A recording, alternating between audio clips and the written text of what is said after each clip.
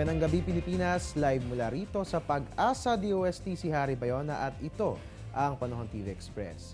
Mga kabayang, maulang maghapon nga po ang naranasan natin ngayon dahil nga po yan sa Intertropical Convergence Zone o ITCZ. Magiging maulan ba mga susunod na araw? Halina't silipin po natin yan sa tulong ng 3-day weather forecast ng Pag-asa. Diyan nga po sa Baguio, fair weather po ang ating mararanasan bukas. Magpapatuloy po ang magandang panahon hanggang sa araw ng Sabado. Dito naman sa atin sa Metro Manila, good news po no, dahil bukas gaganda ng muli ang lagay ng ating panahon. Magpapatuloy nga po ang fair weather hanggang sa darating na Saturday.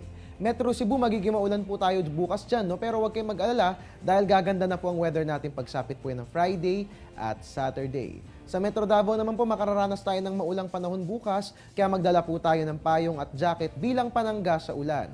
Kaya nga lamang, pagsapit po ng Friday at Saturday, gaganda ng muling lagay ng ating panahon kung kahit wala po tayong dapat alalahanin dyan.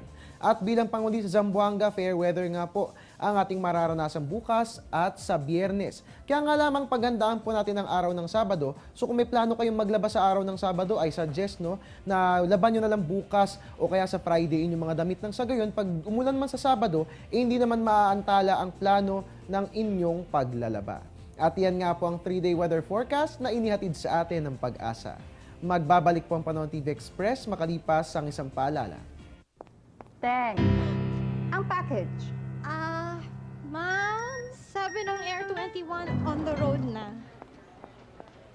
Ano, Teng? Ang package. Ma'am, sabi ng Air 21 na receive na. Okay, very good. Basta padala, sagot ka ng Air 21. May real-time delivery updates via text para worry-free ka. Teng, ang package, napadala mo na? Yes, ma'am, sa Air 21. Sa Air 21, sagot ko, padala mo.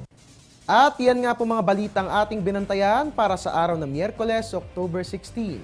At mga kababayan, 70 days na lamang at Pasko na. O diba, papalapit na ng palapit ang Happy Holidays. Kung kaya't sabay-sabay nga po natin bibilangin yan ng magkakasama. Dito lamang po yan sa ating programa. Para po sa ating real-time weather updates, pwede nyo po i-like ang ating Facebook page or you can also follow us on Twitter at Panahon TV at welcome kayong lahat sa ating website na www.panahon.tv. At bukas nga po alas 5 ng umaga, sabay-sabay po nating samahan si Weather Lover Amor La Rosa. Dito lamang po yan sa Panahon TV kung saan walang pinipiling panahon ang pagbibigay impormasyon. At inyo nga pong nakasama sa isang araw ng balitaan ang inyong weatherman, Harry Bayona, nagpapaalalang tiwala lang may tamang panahon ang bawat pagkakataon. Diyos maray na banggi sa Indogabos.